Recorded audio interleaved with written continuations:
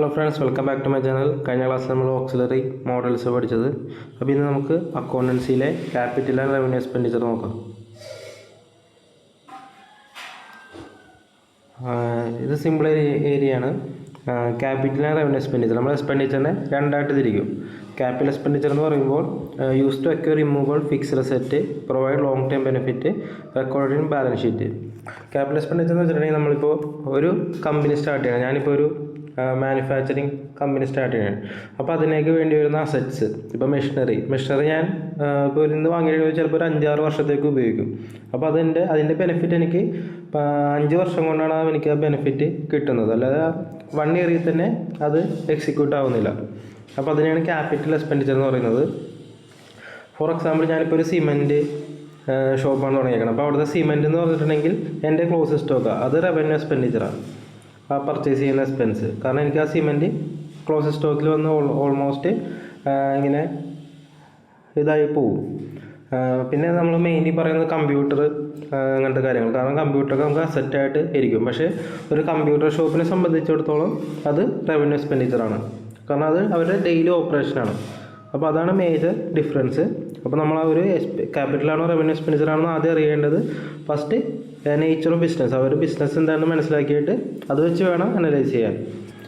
Revenue expenditure എന്ന് പറയുമ്പോൾ day to day operating expense, പിന്നെ ഷോർട്ട് ടൈം ബെനിഫിറ്റ് ആയിരിക്കും. അത് പ്രോഫിറ്റ് ആൻഡ് ലോസ് അക്കൗണ്ടിലാണ് ചെയ്യുന്നത്.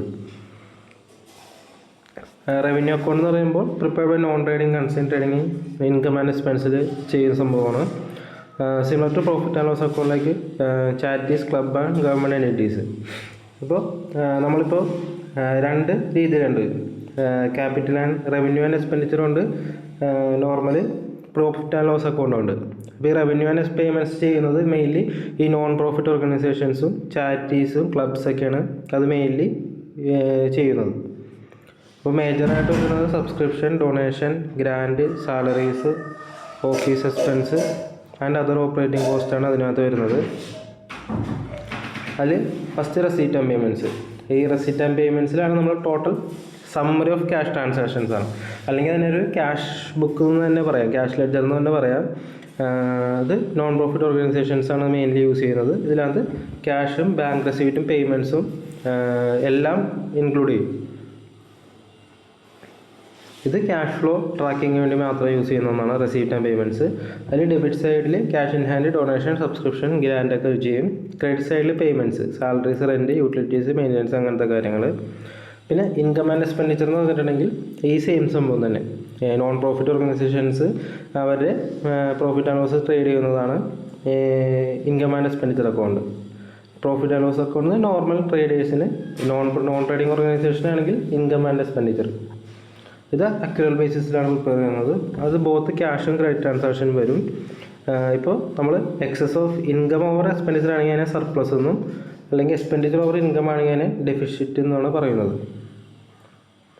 അപ്പോൾ ഇത്തരം കാര്യങ്ങളാണ് മെയിൻലി ഇതിനകത്ത് പഠിക്കാനുള്ളത്. അപ്പോൾ നമ്മളിപ്പോൾ ക്യാപിറ്റൽ ആൻഡ് റവന്യൂ പഠിച്ചു, റവന്യൂ അക്കൗണ്ട് പഠിച്ചു, റെസീറ്റ് ആൻഡ് പേയ്മെൻറ്റ്സ് അക്കൗണ്ട് പഠിച്ചു, പിന്നെ ഇൻകം ആൻഡ് എക്സ്പെൻഡിച്ചർ അക്കൗണ്ടും പഠിച്ചു.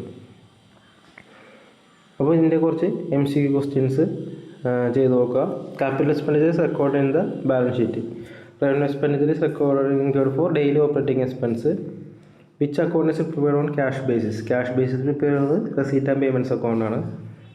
പിന്നെ income and expenditure similar to profit and loss അക്കൗണ്ടാണ്. What does a receipt and payments account record. Receipt and പേയ്മെൻറ്റ്സിൽ all cash and bank transactions ആണ് വരുന്നത്. അപ്പോൾ ഇത്തരം കാര്യങ്ങളാണ് ഇതിൽ നിന്ന് മെയിനായിട്ട് മനസ്സിലാക്കേണ്ടത്. അപ്പോൾ thank you for watching my dear friends. Have A nice day.